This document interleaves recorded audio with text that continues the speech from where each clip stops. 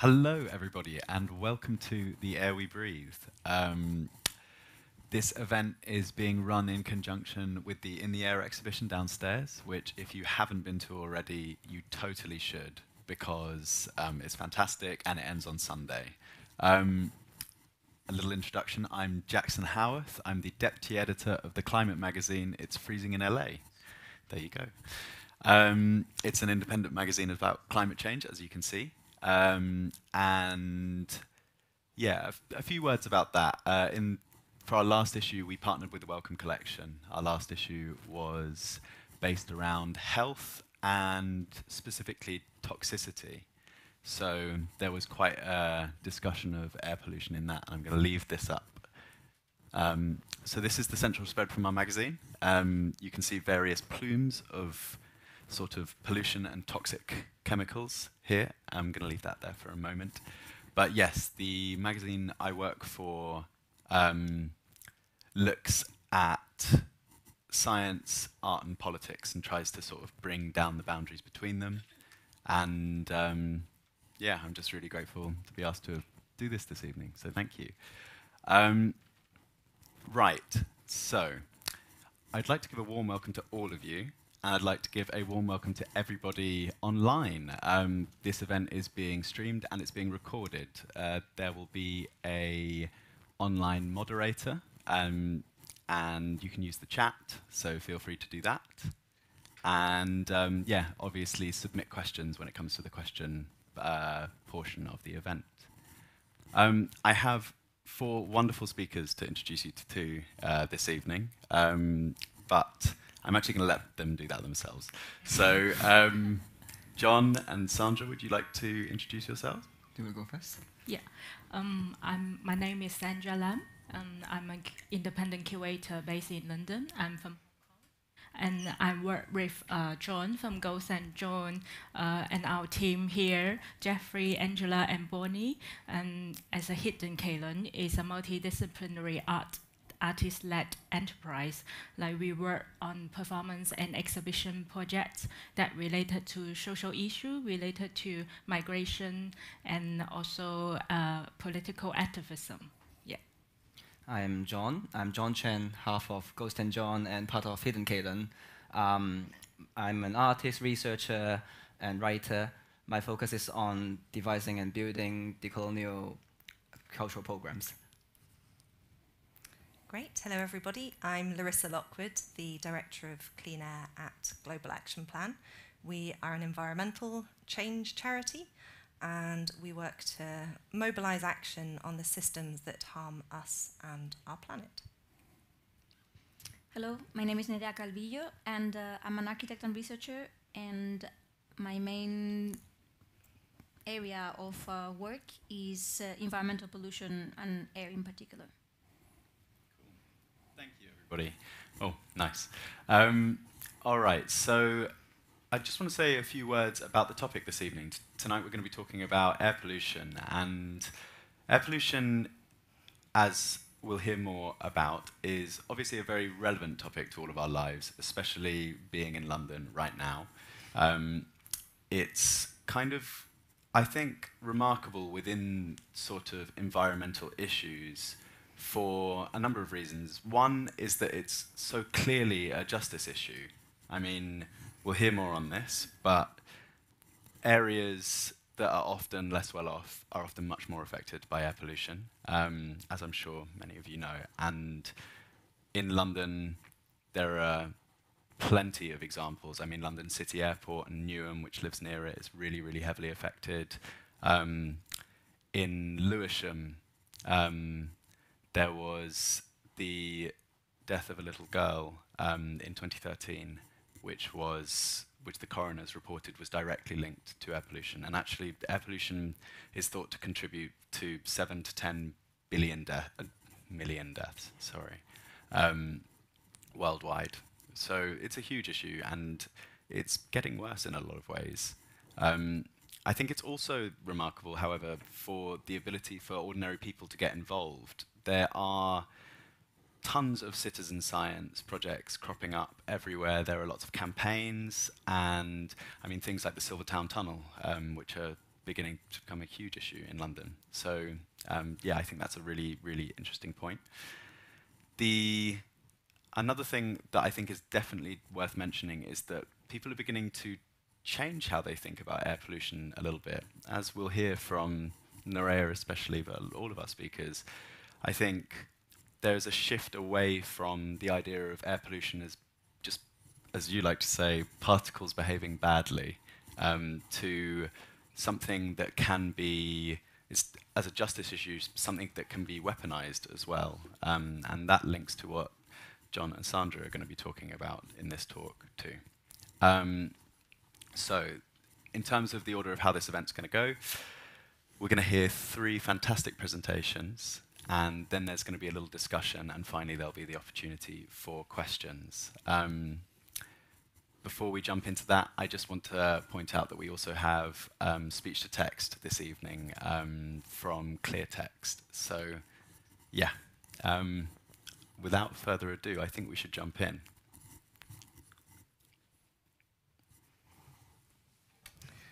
Thank you very much. I'll take the clicker. Good. Our brand is pink, hot pink, so you're going to see a lot of pink for a few minutes. So yes, Global Action Plan. We mobilise action on the systems that harm us and our planet through research, campaigns and collective action. And we focus on the issues where the connection between the health of people and the health of the planet is most tangible. So one of those issues is air pollution, which I'll talk about tonight, and the other one we work on is the excessive consumption of stuff. And why do we work on clean air? There's 2 big reasons. One is that the main source of air pollution is also the main source of climate change. Greenhouse gas emissions, essentially the burning of fossil fuels. So by tackling one, we can tackle the other. And air pollution is a very sort of salient and relevant issue that we believe is quite a good motivator for change. So it's kind of climate action by stealth, if you like, by looking at the air pollution issue. And secondly, because, as was mentioned, air pollution kills people. This is a somewhat morbid slide from the Lancet earlier this year, but it's global deaths per year. And as you can see, pollution is the biggest global killer. And the big black line that I've marked on there is the number of deaths from air pollution. That's about 6.57 million deaths per year from air pollution, which is more than AIDS, tuberculosis, malaria, and malnutrition combined. And if you think about the amount of research and effort that has gone into sort of tackling some of these other big health issues versus air pollution, it's somewhat shocking. We've got a long way to go with air pollution. And it really is just the tip of the iceberg, because deaths is just the most extreme end of it. There's a massive burden of human suffering and ill health underneath that. And this isn't just a problem for somewhere else in the world, this is happening in the UK as well, because pretty much everywhere in the UK is in breach of World Health Organization guidelines for air pollution. So it is very much an issue for all of us here today, because air pollution affects us from our first breath to our last. We breathe it in through our lungs, it goes into our bloodstream, and then can cause and is linked to so many different health conditions. And I think it causes heart and lung disease, is linked to things like high blood pressure, dementia, diabetes, cancers. And I think all of us know at least one person with at least one of these conditions that could be being exacerbated by air pollution. So it's very much our problem.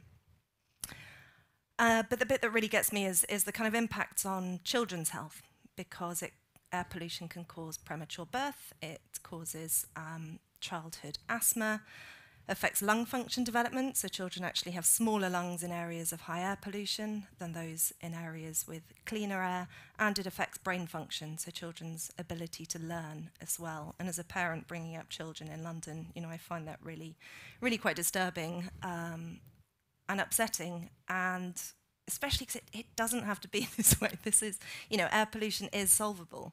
This is a human-made problem, and therefore I really do feel that we can solve it. And we sort of got a glimpse of this and a real sense of this during the lockdowns, because during that time we changed our behaviour.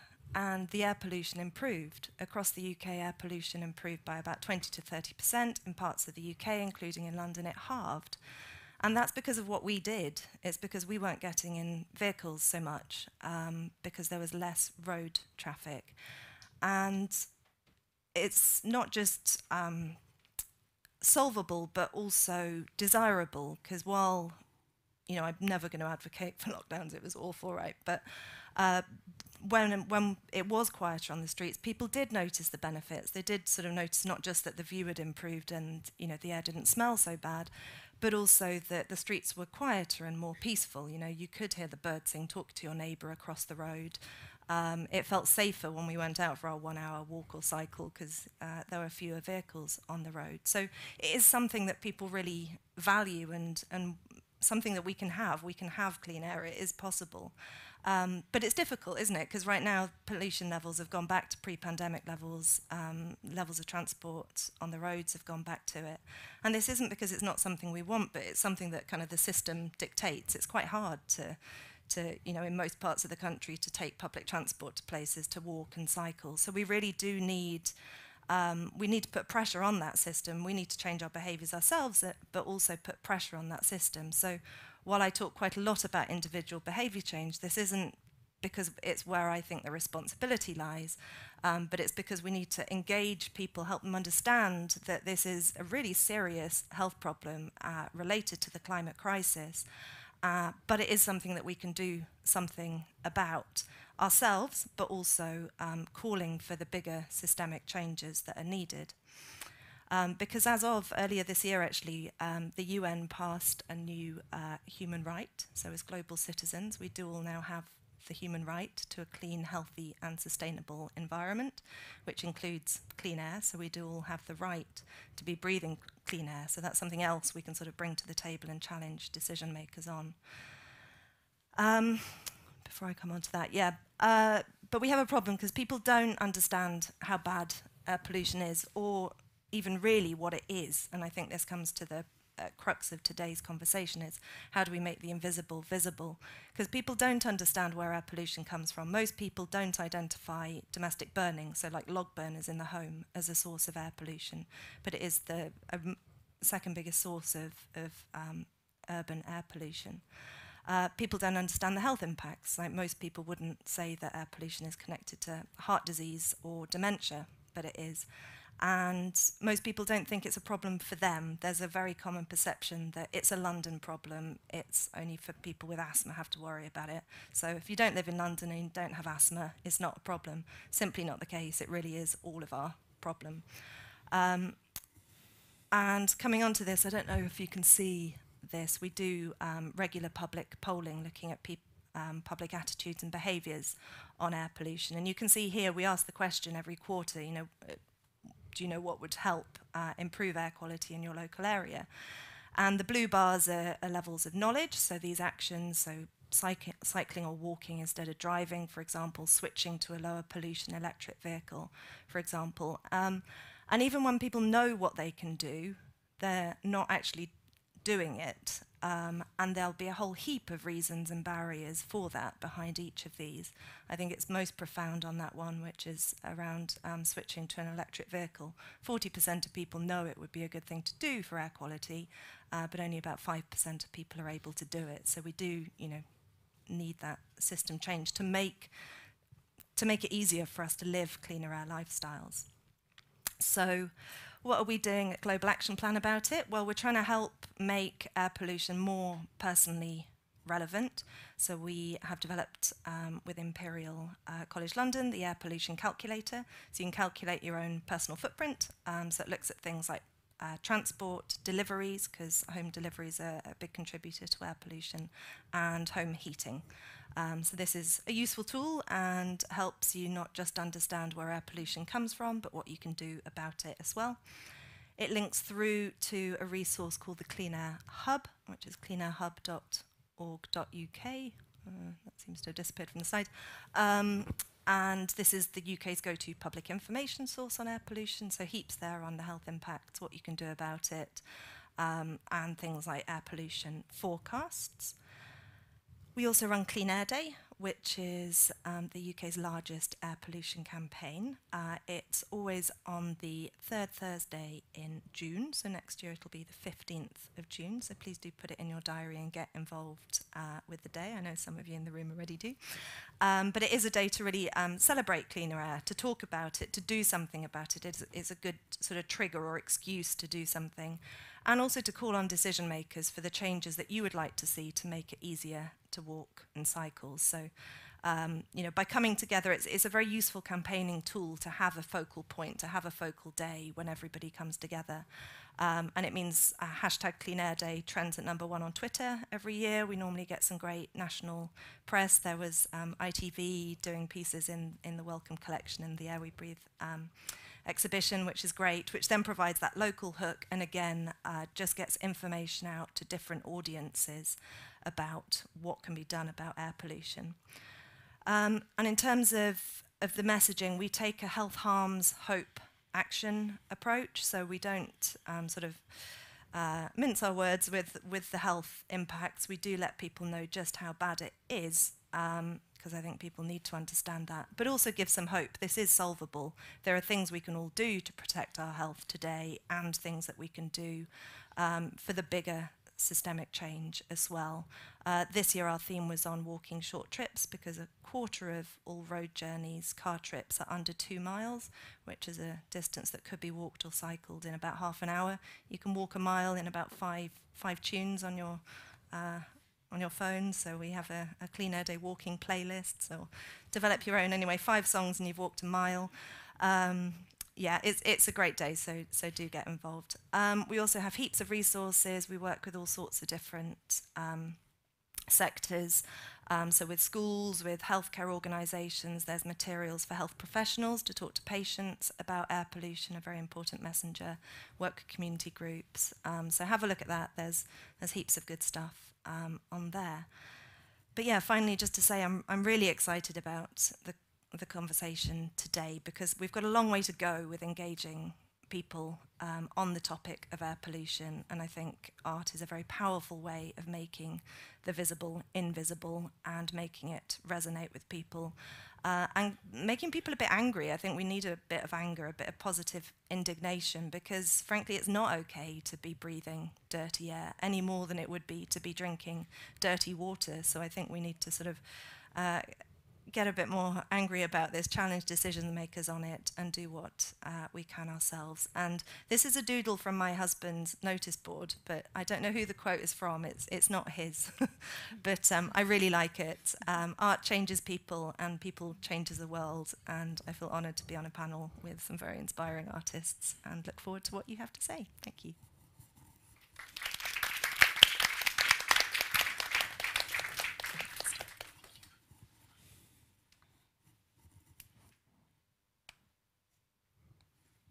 Hello, everyone. So, as I mentioned, I'm an architect and researcher, and I initiated in 2008 a project called In the Air. And it started in Media Lab Prado in Madrid, which is an arts, science, and technology center. And it started for a workshop on visualizations. So, half of these group of people got together and trying to reflect on why we only see or know about air pollution like this, with these 2 types of maps in relation to the city. The left one is, of course, with the air quality index, and the right one are forecasts. And yet we were wondering, what does it tell us as citizens, as urban planners, as architects? How can we get a more complex understanding? So instead of going to the easiest and most direct form of communication of the quality of the air on a specific date or a specific time, how can we know more about air and what's in the air? So we decided to create a platform and an application where we could distinguish all the different components, the 5 main components, and situate them in the city of Madrid. And what we started identifying, as you'll see some tags here below and up above, is that each component performs in a very, very different way in relation to the everyday activities. They breathe differently as we started finding the vocabulary. And we could see, for example, that particulate matter and nitrogen dioxide react immediately to everything that is happening. So we could trace back demonstrations, shopping days, sales days. So actually, the air is a mirror of our daily activities. We also wanted to explore how can we understand or discuss about air pollution in public. Because of course, it was 2008, people had mobile phones, but it was always an individual question, like how can I change my route to work? How can I be safe, basically? And although that's a very, very important question for many different people, for everyone actually, but we were wondering, would it make a difference if we can see air pollution in a public space? How can understanding the issue of air pollution as a social problem, how that makes visible not only the particulate matter or the ozone that is in the air, but also the environmental injustice that might happen in a city. And here, for example, we started seeing the areas that are most polluted of particulate matter, PM10. It was, at the time, they were not measuring PM 2.5. So we started seeing who was breathing the worst air. And actually something that became very interesting is that by making the application, by making the air visible, we also started understanding the socio-technical assemblages, the politics, who is involved in air pollution in Madrid. So the next year, when looking at the data set that we were getting, we were scraping the data from the council's webpage, we figured out that actually they had changed some stations, and we didn't know why. And by mapping the new ones and the old ones, the ones that had disappeared, we figured out that the council had changed the location of the stations in order to get a better average, so that they could get a better number in front of the European Union.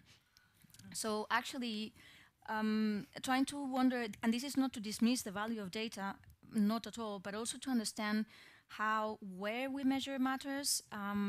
So it's not only the quantities, but there's lots of factors that are really, really important when we think about air pollution and the air we breathe. And also trying to put an image of air. This is something that at the time we hadn't seen Beijing, those images of thick air. We knew that it existed, but it was not visible in a very literal way. So we started trying to bring the city and understand how can we imagine that there's an air above us. And because some members of the audience, some people got in touch saying, well, actually, the application that you've made is still very abstract. So we thought that it was like really easy for people to connect and understand and see themselves in the air of Madrid. They said, well, it's still very, very techy or very arty or very, but they didn't feel connection.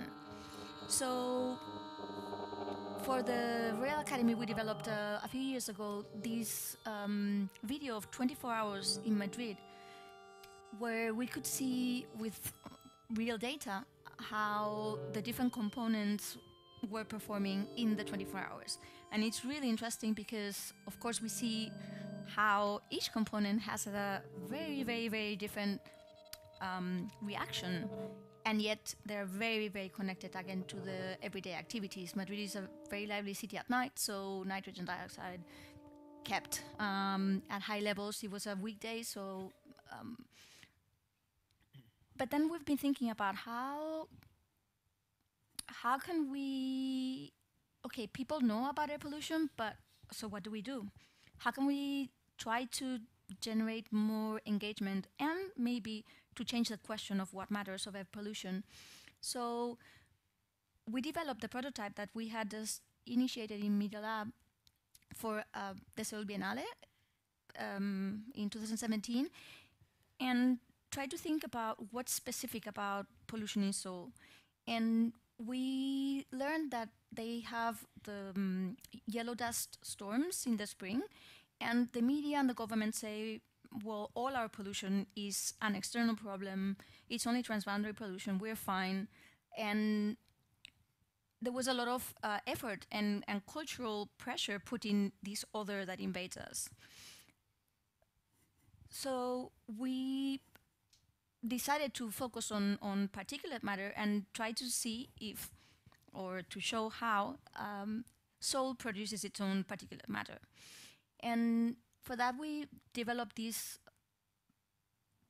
prototype, or this infrastructure that I like to call it, that made visible but also sensible particulate matter. And it was sensible because it was water vapor cloud that, depending on its density, made visible what the sensors up and here below measured. So in a way, it made possible for people to see and feel the air, the quality of the air, the quantity of particulate matter in the space where they were breathing. Because this is something also that it's always challenging, because we might read numbers that might relate to, I don't know, 20 blocks away, and how can we identify with that particular air? And we developed an open source infrastructure so that this could be replicated or rebuilt in areas where people wanted to make visible the quality of the air. So in a way, a tool for organizations to denounce, if you want, the air that they were breathing.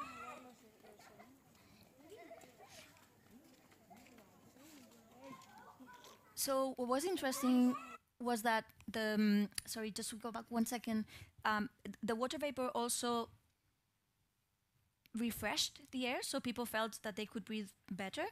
And we also did an experiment in air remediation. So basically the water vapor sedimented a little bit the particles right there. Of course, it's a very, very temporary and ephemeral solution, if you will, but it was allowing us to understand what it takes actually to try to reduce the levels, because this is also something that we are very interested in, which is, one, we don't have to pollute, but then what do we do with the air that is already polluted? Do we clean it? What are the infrastructures needed to clean it? That's a very important discussion that sometimes is not fully recognized. During the lockdown, we did this project trying to cross over data from the seismographs in Brussels. I don't know if you remember that the news said that suddenly the seismographs stopped measuring, and it's because the surface of the crust of the earth stopped, because it didn't have the vibration. So we crossed the data with air pollution data, trying to understand what does it mean that a city slows down, and how. So when it gets pink, it's the lockdowns. And what we could see was that NO2 diminished quite a lot, but then ozone increased. So actually, trying to also reflect that different component gets produced by different activities and systems, and of course it's not an easy solution, if you will. But also, what was very interesting was to see that first the crust stops and then air pollution starts reacting. So there's a slight delay in the process, and yet we can see, as we saw before, the major difference. Also thinking about what we call pollution, because I was struck when we were trying to make visible what's in the air. Of course, there's the pollutant, but there's virus, microbes, fungi, spores, ashes, silica. So when trying to think about pollen, we realize that actually pollen is always portrayed or measured for asthma. And it's portrayed as this enemy that needs to be taken into consideration, but it's always portrayed as a pollutant.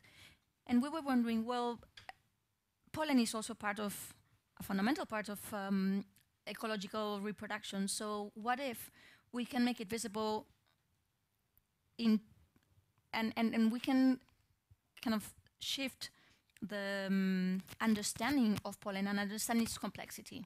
So what if we realize and put to the front that pollen is life, as well as asthma and possibly death. So what we did was to cross the data on pollen with the trees in the city. So what we can see is not only the data, but also which trees are blooming at each moment in time.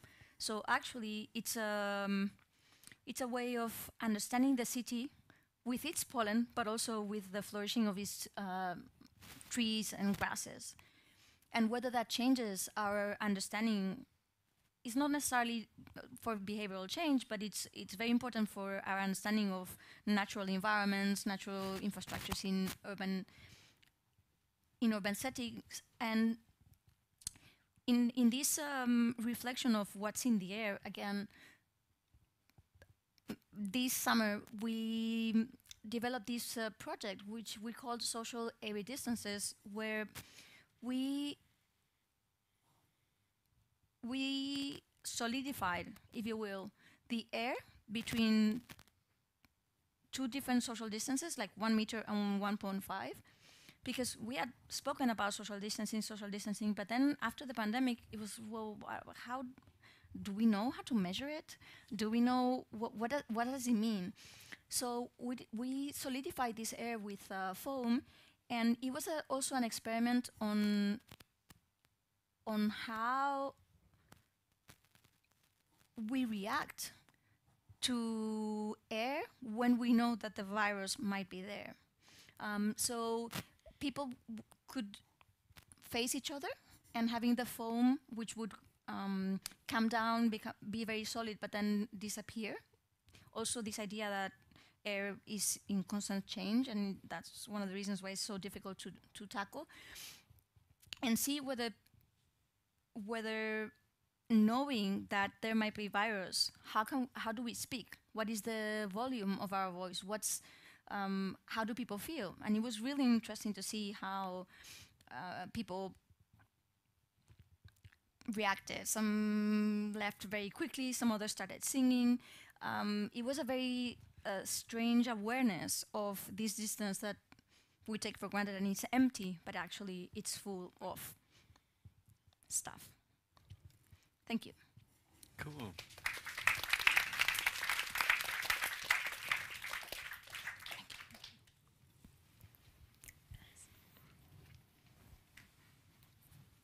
Thank you so much. It was very inspiring. Hello, I'm John. I'm Sandra.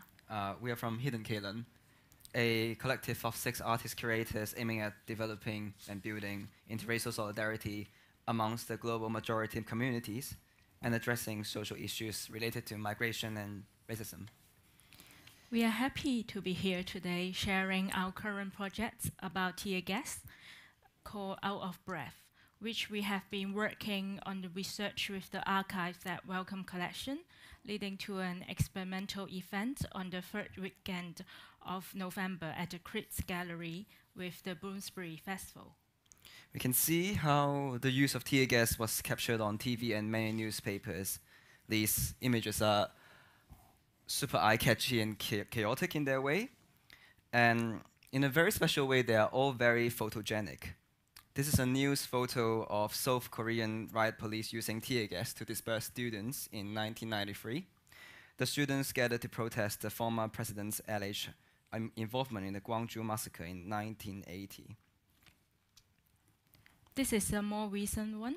Here you can see a Palestinian using a slingshot to fling back a tear gas canister thrown by Israeli forces during clashes at the fence along the border with Israel in 2019.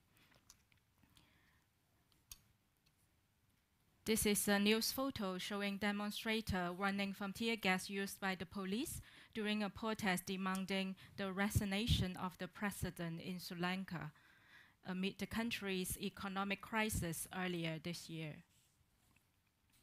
Tear gas was invented during the First World War on the battlefield to force the soldiers out from the trenches. The weapon is now banned for use in wars in the 1925 Geneva Protocol. However, they are now widely used by the police forces to disperse protesters at civic scenes as the so-called riot-controlled tactic. During the research at Wellcome Collection, we have been looking into archives, historical documents, and the relevant arts. It has been quite a difficult process for us to look for references and previous examples of art and cultural projects related to tear gas. It requires quite a bit of digging.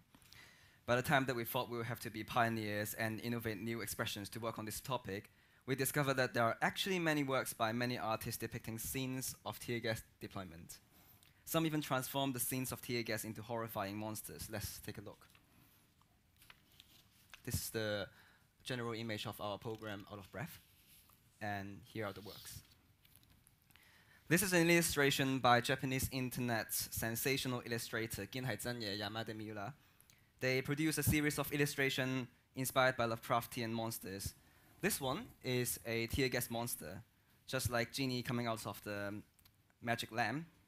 However, unlike the genie who grant you wishes, this monster makes you shed tears and leave you traumatized.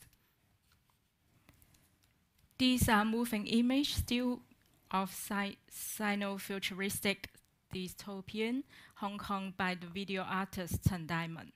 Set in 2047, it draws inspiration from various sources, including utopian theories, modernism, architecture, and the Hong Kong protests in recent years. During the protests, the police fired over 10,000 tear gas canisters. The film presents a futuristic vision of urban landscapes and suggests the ideal of utopia only can be experienced or recognized abstractly and cannot be defined in reality. This is a work by the Nigerian activist Lola Amalola, responding to the woman problem in colonial history.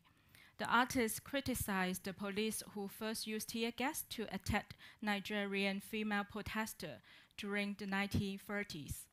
The police believed how footage of direct violence towards women would significantly damage their image. Therefore, tear gas is the preferred anti-protest tool. Amalola is trying to present how tear gas not only creates physical effect on human bodies, but also a long-term psychological impact. Here we can see the screaming one-eye monster created by Hong Kong artist Lau Beitai. She drew this piece after numerous interviews with protesters at the 2014 Hong Kong protests, where they first encountered tear gas. One point to note is that there's almost nothing in the background, as the protester who participated mentioned that their visions were hugely reduced when they're in a tear gas cloud. They talked about how there's no way for them to make critical decisions, whether they can trust this person or not, whether they should follow this person or the direction to leave. They can only blindly follow. And here is a painting by the Scottish painter Ken Currie. The painter is quite famous for creating nightmarish works that depict grotesque skeletal figures. It is one of his less-known works, responding to the sickening use of tear gas during the Croatia and Bosnia conflicts in the 1990s. This is by the Irish-British painter Francis Bacon, responding to the Battle of Bogside Dairy in Northern Ireland in 1969. The Hemsworth report written by the government does not record the series physical pain and psychological fear caused by the deployment of CS gas. This is because the protesters fear arrest in local hospitals, which were staffed by the union's doctors. Most of the treatment happened either in makeshift treatment posts in corner shop or over the border in Ireland. By Keen Shonting, an Irish surrealist artist, not to be confused with the artist Sean Keating, created the piece based on tear gas deployment in the 1920s. This is a surprisingly untitled collage by Robert Rauschenberg, made in 1960s. This is a piece he made in protest against the use of tear gas in the Vietnam War by the American troops. Through this work, he recontextualized the violence inflicted on the Vietnamese civilian to Americans by depicting the street of New York City being filled by tear gas. During our research, we also found how tear gas has been an inspiration for artists long before its invention. Gustav Klimt died in the height of World War I when tear gas was first deployed in trenches. Klimt found a calling when he encountered a seer who predicted the use of the warfare weapon on citizens on the future. He then created a series of paintings about social movements. Here are the black figures who are the policemen preparing to throw a tear gas. He passed away in 1918, having only produced this one unknown painting. Famous for painting dramatic and theatrical scenes from the Bible, here is Solomon's painting, Jesus about to light a tear gas. If you look closely, you can also see Jesus is actually winking. The painting captures the most precarious moment when even the most benevolent have to face the dilemma of handling tear gas. At a time when the Roman was an oppressive regime, Jesus is the leader of resistance. Goya's black paintings were created in the villa. He lived in his final years. A famous 14 paintings were created. Little known to the public is a 15 painting found in a hidden cellar depicting a mythological tear gas monster engulfing the Spanish villages. Why is the painting hiding in the cellar? This is a very good question. Art historians work with archaeologists and discover that the cellar in the villa actually doubled as a crypt. Another thing that happened in the crypt is that we are holding an event at the crypt, which is 2 blocks down this way along Euston Road on the 3rd weekend of November, and it's called Paradoxical Gaps in conjunction with Bloomsbury Festival. The Voynich manuscript is a mysterious handwritten codex. There are many pages that showcase scientific drawings of smoke-generating tube-like weapons that could be early attempts by alchemists in creating devices for theatrical productions or public confusion.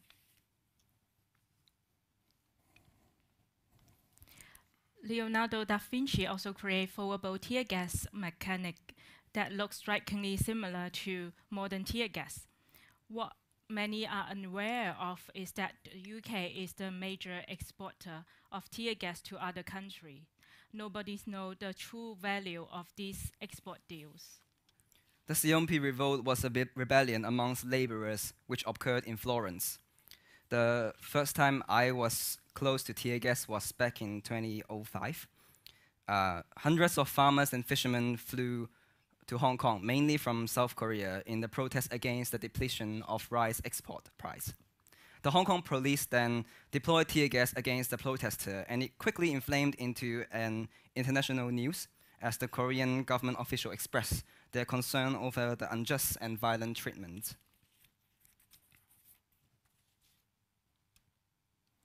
This is a work by the painter Bosch.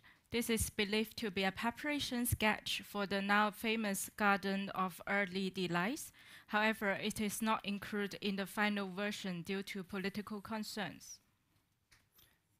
Our researcher found that tear gas itself is quite a paradoxical item to discuss. It has to cause discomfort, make people suffer. However, it also has to be non-lethal. What they're trying to achieve with the use of tear gas is to create fear in you, yet it's not powerful enough to kill, but sufficient to make you behave. Matisse depicts dance movement in a tear gas protest, which not only criticizes the use of tear gas in our daily life, but also suggests the energy of dancing is similar to the energy of being attacked by tear gas. Some historical documents, including memorandum and meeting minutes, date between 1930 to 1953, shows the banality of the language used to authorize the release of tear gas in British colonies, including India, Ceylon, Malaya, Pakistan, and Egypt. Ancient Roman did not only invent cement and aqueducts, they also created a lesser-known ancient chemical anti-riot weapon, a mixture of acid and tar. The ancient Roman tear gases were used against barbarians and Christians. These are high-res photos of ancient enslaved people rebelling against their Egyptian master while building the pyramid. Unfortunately, the name of the photographer is unknown. In the photo where you can see the builders were attacked by tear gas, they appear to be rioters. Tear gas has been typically used by the repressive regime to distort the narrative and ensure the media coverage portrays riots. Their goal is to deter public support for peaceful protests. And now we're going to take a look at some ancient cave paintings. Cave painting is everywhere. For example, Tibet, Indonesia, Ethiopia, and in the British Museum. In recent years, scholars have catalogued Indonesian cave art that they believe to be roughly 40,000 years old. There were riot shield-holding cavemen fighting weaponless people with smoke and fire weapons, which believed to be the first depiction of smoke weapons.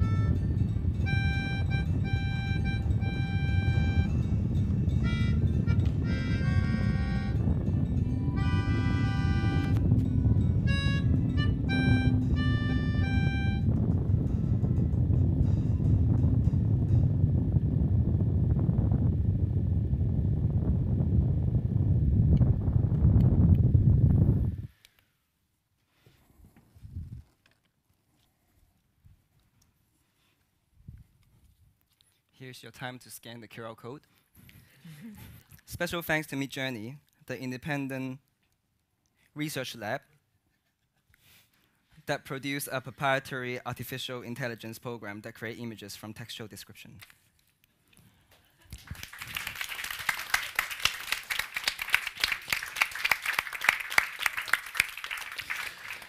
Oh, thank you very much, all of you. That was fantastic. Right, so we've now got time for a little discussion. I think there's probably quite a few questions amongst us, as well as for you guys. But I kind of wanted to start by opening the floor for you guys. If there were any questions you wanted to ask each other about each other's presentations, if there was anything that caught your eye, let me know. Really super. Is it going to work? Okay, thank you. A super inspiring presentations, and from my point of view, exactly what we kind of need to engage more people with the topic of air pollution. You alluded to slightly, a little bit, the reaction people had to some of your work. I'd love to hear a bit more about how people have responded and reacted to your work and what it sort of resulted in. Have people sort of become outraged and gone out on the street, or have they changed their behaviour? You know, what sort of happened as a consequence of engaging with your pieces? Shall I start? Yeah. That's a great question and a challenging one. In Yellow Dust, for example, in Seoul, what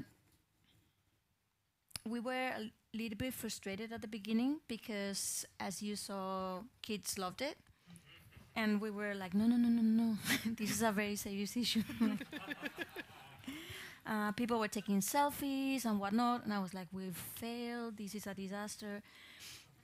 But Emma Garnett, who was going to be here, an ethnographer, she stayed there for 10 years, for 10 days, for 10 days, and the reaction was very, very interesting. Of course, at the beginning, the first reaction was kind of, I don't know, excitement for something different or new. But what I'm most proud of, I have to say, is that instead of asking how much, because I thought everyone was going to ask, yeah, but we don't understand how much particulate matter there is. Like we cannot see a number. But actually, no one asked that.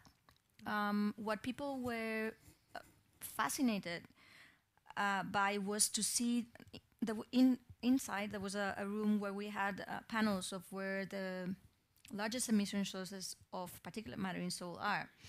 And as you mentioned, saunas and barbecue restaurants are very, very strong polluters. Sorry. So people could see, of course, the usual like traffic and so forth, but when they saw saunas and barbecue restaurants, which are their places to celebrate and to enjoy in social interaction, people were like, oh, so we do that. and then they started reflecting on, why don't we know this? And therefore, oh, actually the government is trying to kind of push their responsibility. So actually the discussion changed from how much to what is causing it, who's responsible for making data public. Also because they have a very kind of nuanced understanding of air pollution. They have apps that people check every day, so they didn't need more information. They had everything they needed in order to change their path to work. But actually, we changed the discussion, I think, and that's what people. That's what made people connect. However, behavioral change is something completely different, and we realized that for impact in research, they were saying, well, but you need to bring evidence that there was behavioral change. It's like, well, people said that they will start cycling, but how can we prove that? So I think that's one of the challenges of artistic practice, but even informing the public on an issue as complex as air pollution, that there's no one solution, and then how do you demonstrate the effects of something that they might have seen. And yet I think when people do like, I think there's something happening there, even if it's not behavioral change, it might happen in a longer run, hopefully. Yeah, I think one thing that fascinated me about seeing all of these presentations in a line was, as I sort of mentioned earlier, the interplay between science, technology, and politics in a lot of them. For you guys, obviously, science, technology, and politics were front and center. You, in the same way that photographers 100 years ago were on the forefront of both science and the arts, you guys used AI absolutely fantastically with a political message behind it. Nerea, your models that you showed us, especially after the feedback that you needed to engage people in a slightly different way, people were finding it too technical. That obviously had a political and scientific bent too. And I suppose, Larissa, I'm interested to hear your thoughts on sort of how you see in your practice and in your work trying to engage people how you sort of see the role of science and art, if you don't mind me asking. Well, the science around air pollution, I think, is now pretty well understood and established, and we have a massive evidence base on the health impacts, and that has built over the years, so we can be quite strong on that now. So I guess art can help translate that. It's a way of communicating, bringing the messages to people. Like, I have a friend who runs a circus company with young children, so they're doing a lot of trapeze and in the air, and so bringing that question for the group, what's in the air, let's talk about this, how do we turn that into something creative? And it's a way of really helping people to quite deeply engage and have that aha moment, I think, and hopefully that then makes people think, well, if the air's this bad, that's not okay. What are we going to do about it? What can I do? What should be happening with the system? And calling for those bigger changes. Fantastic. I'm going to be a little sneaky and say that I have actually read some of Nerea's writing about this stuff. And Nerea talks about how air pollution, as a lot of environmental issues, are a kind of slow violence, which makes them, it means you sort of have to deal with them slightly differently to other forms of more obvious violence. And one thing I was really struck was you spoke about how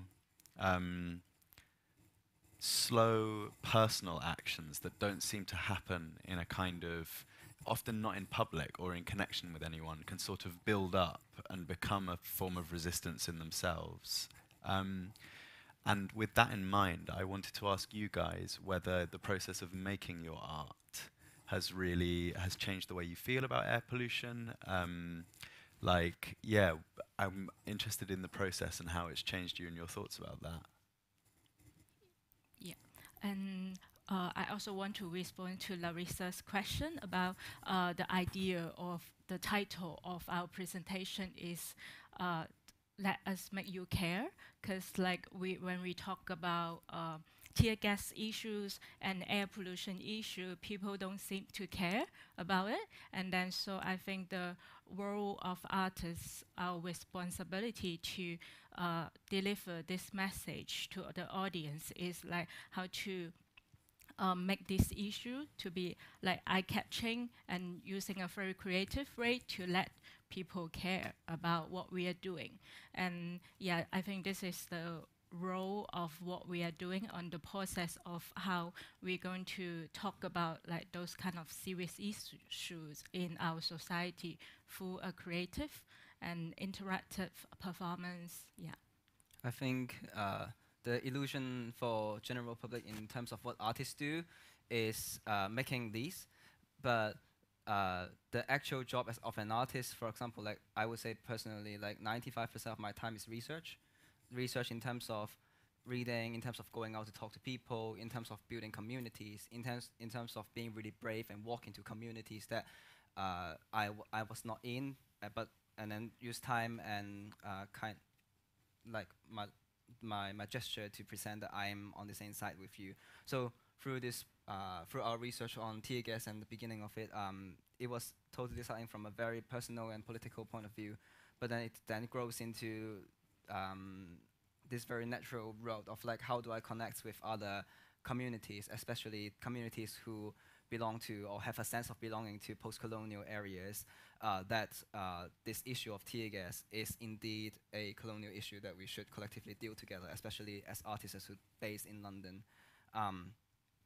So I guess my point on my thoughts on air pollution and how air pollution is contributed by capitalist systems, how is air pollution contributed by global supply chain, and why is the most polluted country, especially in global south, is still some of the countries with the lowest GDP, yet they're suffering the most. And how is that consequences of global supply chain is something that Hidden Kalen is very passionate in exposing and raising an awareness in. It's deeply important. Maybe I'd like to ask one more question. Nerea, what do you think we should be careful about as we communicate about pollution in the air of all kinds? I think I would be very careful in promising quick solutions. because there's none. And as Larissa has been explaining, it's a very, very, very complex issue, which we know that, I mean, there's a simple solution, like we need to stop polluting to begin with. So in a way, it's as simple as that, but then how to get there is when it gets really, really complex. And I think instead of going for simplicity, sometimes understanding the complexity of it is more productive. As Larissa was saying, well, sometimes knowing the science is important. We may need to know how to understand the science, but to understand the complexities, because if we say, well, it's good quality today, bad quality today, it's like, well, it's something out there, we don't relate to it. So, and also opening up the political questions about who's breathing the worst air, etc. So, but a quick answer would be quick solutions are not possible. I thought that was the bit of your presentation when you talked about how they'd changed up the order of the stations that they were using to monitor the data. I think that's an example. That was an example to me about how someone can be claiming to shine a light, especially scientifically, on an issue, but actually using that to cause more harm or, cause more injustice, in a sense. I suppose that was, that really stuck with me, I think. Yeah. Shall we move to a questions portion of the talk? Cool. Right. Yeah, I've got a few of you. Hi, thank you. I've got a question for John and Sandra. I'm really interested in your kind of really witty use of fiction, or maybe parafiction, like this kind of thin line between the real and the unreal, in your kind of take on this uneasy topic of tear gas. So I'm just wondering why you can decide to use this form. I think my first response would be, they may not be the fact, but everything happened just now are the truth, which is something that art and culture sector could do, which is to emphasize the truth through multiple innovative, brave ways of expressing oneself, and also understanding that to a certain extent, our current way of communication and expression has failed, which leads to many, many problems, including air pollution, including tear gas, including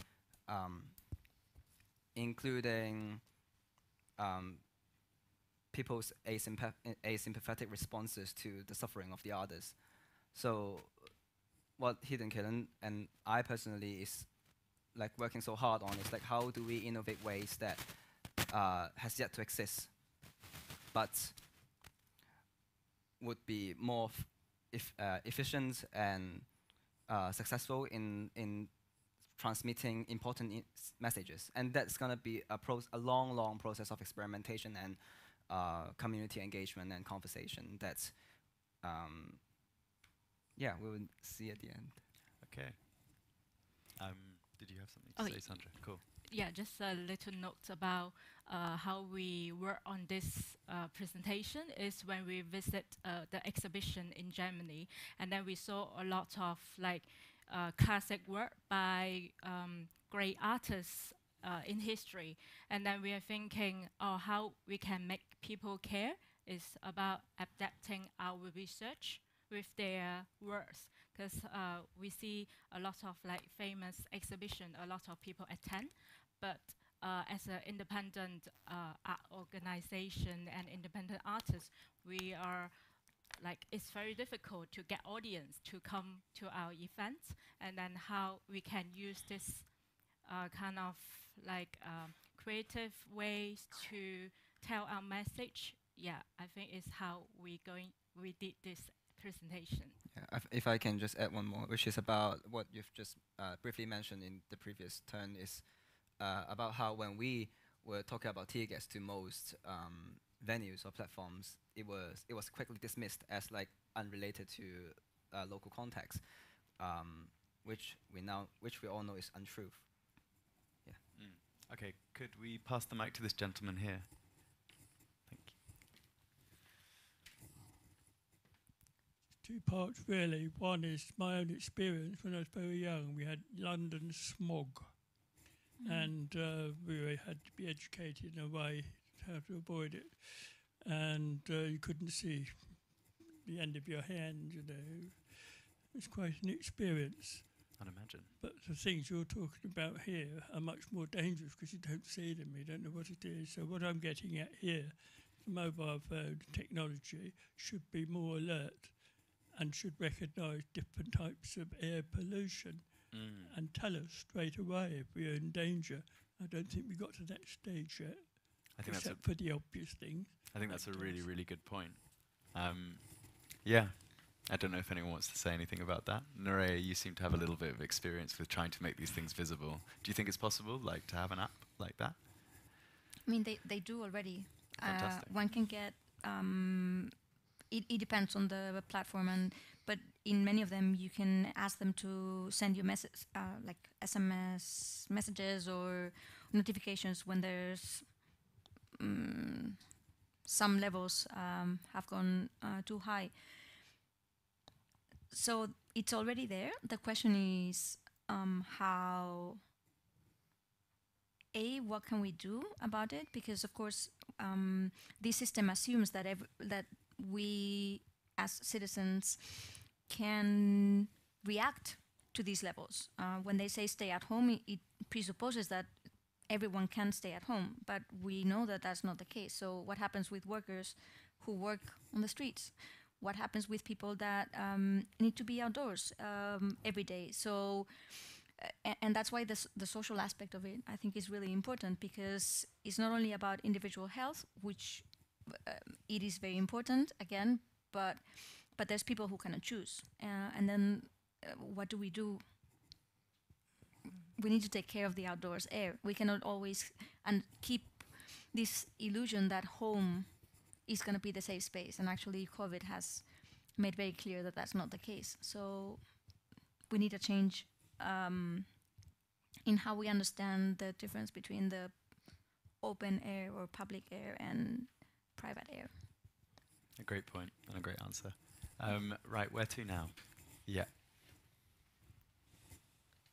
Hi, my name's Pete. I work in science, and something which I'm really interested to know about is how art can blend in with the science, because a scientific paper can give you that intellectual connection with a topic, but it totally misses the emotional connection. So when I read academic papers, yeah, sure, I understand it academically, but I don't emotionally connect to any of it. So I'd like to know, how do we get art into academia? That's a great question. Does anyone feel like they have any obvious thoughts? If I may, I think the key is always on lived experiences. So I previously worked in biology, and I work in marine biology, working in academia setting, and my route is like I was working in marine biology in an ecology, basically counting crabs and streams and drawing them, measuring all of their legs and all of that thing, up to a point that I don't understand what is that, how is that affecting or doing any good to the world, like, yeah, and when I moved when I moved my career to arts and communication and conversation related to politics and migration and people suffering, then what really strikes me is how people's lived experience were diminished in the process of official and authorized research. So one of the things that we mentioned during the presentation was Himsworth paper on the 1969. Yes. I could be wrong. Northern Ireland research, Northern Ireland investigation on the deployment of tear gas by British police on Irish protesters. And what happened during that report is that Himsworth only goes to the hospital and only check like the patients they admit and how were the patients affected by tear gas. But he totally ignored the fact that they are protesters. Why would they go to the hospital? They all fear arrest. And I think this is a perfect example of like how when we ask the question of like how can science do better engagement with the public through arts and cultural thinking, is to ask how does the subject relate to the people and their daily life, and how does their lived experience reflect and coordinate or align with the findings, or not align with the findings. If it's not, what was the thing that we missed in the middle? Yeah, I think that's great. I think from what you were saying, I think the engagement of, if I may, like scientists and artists exist in the same cultural space. Neither of them happen in a vacuum. And I think that's really important. And I think that it's always worth remembering that scientists, if they have the time, and I'm sure everybody has a little bit to spare, can step out of that and make sure that they're sort of doing work out there in the world too, or just like engaging or trying to push that. I think often these subjects become so siloed, like you were saying. I think that's just something really important to remember here and everywhere. All right, do we have any more questions? Yes. Chloe, do we have some questions from online? We do. Hi, everyone. I'm going to be reading out some of the questions that we have online. We have loads, but just firstly, thank you for all bearing with our very loud live stream monster who keeps breathing really loudly. Sorry about that. So yeah, we have quite a few questions, so I'm just going to start with one. So one question from Alan, who's asking about the Clean Air Bill and what people think about that. Okay. Clean Air Bill. Is this the one going through? Proposed Clean Air Bill. The proposed Clean Air Bill. Excellent. We should all support it. Environmental regulations are at risk at the moment. The EU Revoke and Retain Bill is going through and threatens to undermine the last 50 years of environmental regulations. That's about 500 pieces. So who knows what that's going to mean for clean air regs. Whether we'll have any left at the end of it, I don't know. So pushing through the proposed Clean Air Bill would be an excellent way to try and get some protections for clean air. We all need to do what we can right now to try and retain what we've got, as well as push for improvements, because really we do need to align our air quality standards with those recommended by the World Health Organization. That's what we need to be aiming for, and as soon as possible, not in 2 generations' time. Quite right. Chloe, shall we have another? Yeah, since I have the mic, thank you. So we have a question from Caroline, and what can you suggest as action priorities for those of us working on air pollution, e.g. very locally to housing estates near Welcome? Okay, Larissa, that might be another one for you. Yeah, near Welcome, well, the air quality around Welcome is pretty bad, as you will have noticed from the road outside. Very high air pollution around here, and this is one of the real challenges with air pollution, is that it affects those who can kind of do the least in disproportionate ways. There's a real equity and issue here, because often people in inner city areas do not own cars, they don't have domestic wood burners, and yet they're the ones exposed to the highest levels of air pollution, which really is the injustice issue you mentioned at the beginning. So yeah, I mean it is a case of ventilating the home, because air pollution can build up inside from indoor sources, but also what's coming outside going in, but making sure you're opening windows on the side away from the road. Deliveries, we all use online deliveries, so trying to reduce that as much as possible. But then really the big thing in these sorts of areas is really to hammer your decision makers. Just say it's not okay for me to live in this area. We do need to clean up the air. What are you going to do about it? Sooner, faster, so that roads are prioritised for, given more prioritisation for people rather than vehicles, so that we have increased infrastructure for electric vehicles, so that we can speed up that transition, so that we can have cleaner public transport vehicles on the road. So yeah, I would get on the phone to the council and yeah, lobby national government. Cool. Should we go back to the room for a moment? Yeah. I saw some questions over there. I think we've got a couple at the back here. Perfect, yeah. I'm feeling very pessimistic, and we live in a country where the government doesn't listen, people don't seem to act either individually. They seem to understand, and the arts are being cut, and the arts are the way that we communicate about emotions and make that emotional connection. So I wonder whether somebody in the panel can give me some reason for optimism. Well, I think, Please. yeah, I was actually going to direct to you, Nerea. I really was. I think, yeah, from what you said, I think there's a lot that you could help us with.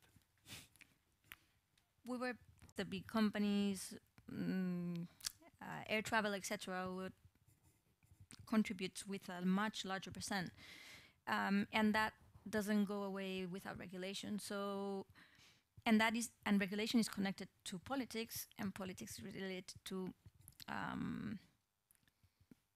who's in the government. So, like voting, taking that into consideration. I don't know if it's very hopeful, but I mean, we've seen all around the world that it's becoming an issue for people, and it's making people decide on different parties when they make their choices. So I am hopeful. Somehow the UK cannot say, but it doesn't look bright at the moment. But in other countries, people are taking into consideration, and this is a big change. I think my thoughts on it, if I may, again, with that, like, there are big actions you can do. Voting is important, and if there are campaigns in your area and you have the time, I mean, a lot of people don't, but if you do, that's a great thing too. But then also, I mentioned it before, but little actions add up. I mean, it's to do with the conversations that you have, the things that you do, the way that you bear it in mind. And those, when they begin to join up, I think over a lot of people beginning to sort of do those disparate things. I mean, you can choose how, or think about how you respond to other people's actions, where you might, like, you know, sometimes you see some direct action and people have a bit of a knee-jerk reaction, and then, I don't know, giving yourself the space to question whether that's a potential answer to the thing that you actually agree with. In the case of air pollution, for example, I think all of those things slowly build up and begin to knit together if enough people are taking smaller and bigger actions. I don't see how we can go wrong by trying.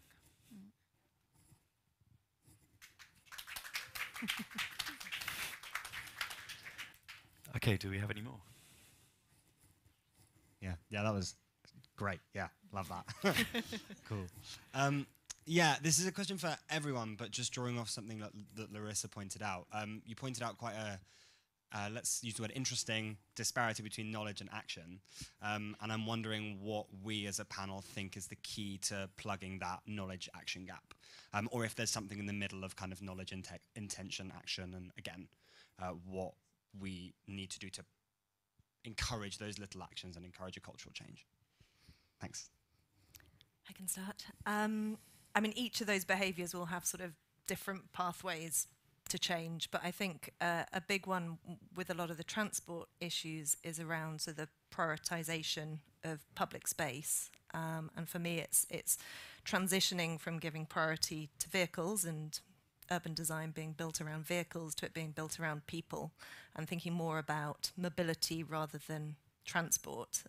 So not just, how a car journey, but thinking a bit more cleverly, you know, can I get a bike here and then get a tube here or a bus here? But that does require quite a big change in thinking, and it does require investment in public transport and in street design, but we need it. I mean, we need it for climate change as much as we do for air pollution. So I think it's something that has to happen and definitely should be prioritised. And you do see pockets of it happening. I'm lucky enough to live in a borough where they're very interested in the 15-minute city. So the concept that you can access everything you need within 15 minutes, walk or cycle. So, you know, schools, education and healthcare facilities and shops and recreation facilities. And that's great, like breaking it down like that and creating those sort of community hubs again, I suppose, is a way to do it. But it does require quite a bit of big thinking and it does require investment, but it's totally necessary for people and planet. May I add something? I also think that, of course, transport is one of the largest emitters. But one of the reasons why we don't change, one is because there's still the assumption that we will find technological solutions that make everything clean, but we can keep consuming, traveling, wasting, externalizing waste. But if we agree that we cannot externalize waste, then what happens? We cannot send our energy infrastructures to remote areas of whatever country. We cannot. So, on the one hand, I think it's that there hasn't been this mentality change that we cannot continue doing what we've been doing. So it's not about changing the car which might make a difference locally, but again, the areas that are most polluted are always the ones that contribute less. So how do we deal with that? And actually saying, if you remember the discussion about the low, what was the name? The traffic neighborhoods. Low traffic neighborhoods. The massive discussion that it rose, and I think it was a fair discussion. Like who can walk and who has time to do all the things that would make a difference in terms of air pollution. Who has the money? So there's and therefore social issues become absolutely crucial, because if people don't have time to leave, then they don't have time to go shopping, and then they ask for deliveries, and then so it's a chain that unfortunately connects everything. And I'm sorry, I'm not very hopeful here, but I think it's social change as well. It's rethinking about how we're living. Sounds a little bit existentialist, but actually it's needed. We live in a culture of emission, and it's small actions that can reshape that culture so that we don't live in a culture that allows us to keep mixing. Yeah, maybe, hopefully. I think I would answer this question and the previous question in one go, which is about how do we be a little bit more optimistic and bridging this knowledge action gap. We are educated in a way to be very passive when facing global problems, when facing issues that are consequences of structural failures, historical structural failures. How we do urban planning, how do we consider people move in the city, how do we consider products are designed and produced. Then we are put into this mindset that we can do very little to change. For me as an artist who also actually, as we've just mentioned, our main job is to activate communities to think about important issues. Then the question is a lot about then what is the change that we're actually asking for? Are we asking for less pollutant in the air, or are we asking to change the structure? So it's a very paradoxical question here, because in a way the structural failure put the burdens on the individuals and making the individual busy with recycling all their plastics that didn't actually get recycled at the end. What if we turn to a mindset which is about then why are so much plastic created? What can we do about it? How can we go outside and make ourselves heard? How do we not spend time thinking about where can I buy the most carbon neutral meat, but go out and talk about like why am I out of choices? So the optimism does not comes from the fact that there is a hope for the future, but optimism comes from seeing that there are people who share the same hope with you. Yeah, it's fantastic. All of you, brilliant. I think we're coming to the end now. I just want to say a massive thank you for all of you for coming and for everybody online who's been watching and will watch. And one last announcement. Yes, Bloomsbury Festival. This event is a slight precursor. You've heard that Hidden Kalen will be there. That alone should be enough to make you want to go and check it out. But yeah, do go and check that out. And just another massive thank you to the speakers. Can we have a big round of applause? Thank you.